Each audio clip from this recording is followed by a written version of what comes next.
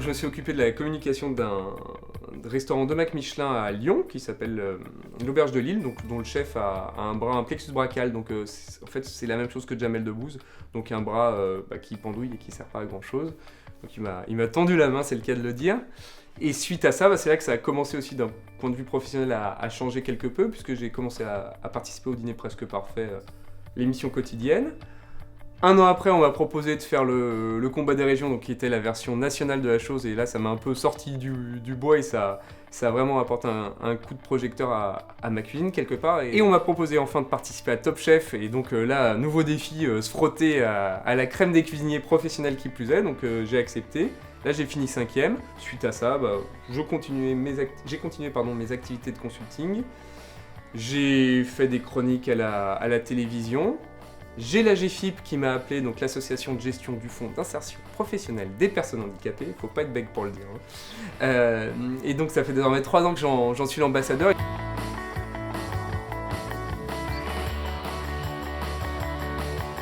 En tant qu'entrepreneur, je trouve qu'il n'y avait rien vraiment d'adapté aux personnes en situation de handicap. Alors, moi, ma problématique est différente puisque mon handicap par rapport au type d'activité que j'avais surtout à l'époque, c'est-à-dire du tertiaire de la communication, ça me gênait nullement.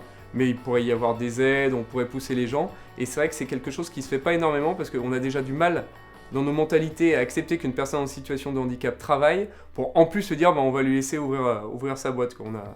La société a toujours envie de protéger les personnes contre elles-mêmes, ce qui est complètement ridicule en la matière. Donc voilà, c'est plus l'absence d'aide que vraiment des difficultés particulières que j'ai pu rencontrer. En tant que personne handicapée, il faut se débrouiller et il faut avancer coûte que coûte.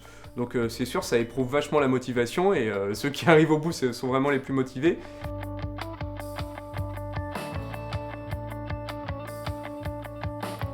Il y a peut-être les facilités de caisse vis-à-vis des banques.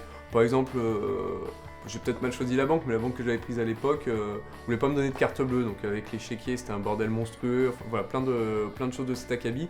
Et c'est vrai qu'il faudrait peut-être que pendant 3 ans, il y ait une certaine souplesse, sans pour autant partir dans des délires. Alors, on fait des dépenses de fou, mais je pense que si l'État, quelque part, ou l'État ou une autre structure avait pu se porter caution à hauteur de 5 ou 6 000 euros, ce qui n'est pas énorme en soi, justement pour avoir directement le fonds de roulement et puis peut-être investir dans des outils de travail, je pense tout bêtement à un ordinateur portable, des choses de cet acabit, et puis peut-être aussi faciliter alors pas l'embauche à proprement parler, mais la sous-traitance à d'autres, parce que je vois moi pendant que j'ai eu cette agence de com, grosso modo moi je travaillais pour la gloire et je versais tout l'argent que je gagnais à mon infographiste. Il faut que les entreprises jouent le jeu et prennent beaucoup de travailleurs en situation de handicap en alternance. C'est le meilleur moyen de les former. Il faut savoir que la population handicapée est très mal formée, de par des problèmes d'accessibilité aux lieux de formation justement. Et je pense qu'il faut vraiment qu'on pousse là-dessus et qu'une fois que les gens seront qualifiés et se seront fait une expérience en entreprise, et ben là, ils pourront voler de leurs propres ailes et auront peut-être plus envie d'aller de l'avant et de faire leur propre business.